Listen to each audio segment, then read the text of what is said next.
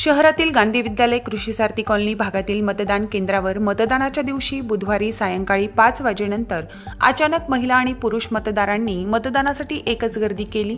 यामुळे काही वेळ गोंधळ उडाला होता।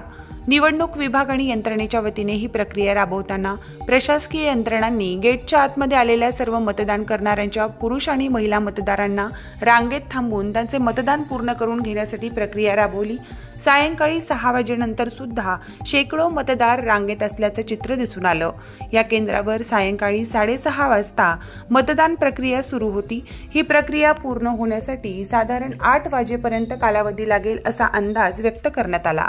या मतदार केंद्रावर पोलीस अधीक्षक रवींद्रसिंह परदेशी यांनी 6:30 वाजता भेट दिली। त्यांच्या समवेत परिवीक्षाधीन सहाय्यक पोलीस अधीक्षक ऋषिकेश शिंदे, उपविभागीय पोलीस अधिकारी दिनकर डंबाळे, पोलीस निरीक्षक शरद मरे, सहाय्यक पोलीस निरीक्षक वामन बेले, पोलीस उपनिरीक्षक अकबर फारुखी यांच्यासह नवामुंडा किंवा आरसीपी आणि विविध पथके केंद्रस्थळी दाखल झाली होती। शांततेत मतदान प्रक्रिया सुरू असल्याचं दिसून आलं। प्रतिनिधी रियाज कुरेशीसह मी अबोली जोशी, DLP न्यूज परभणी।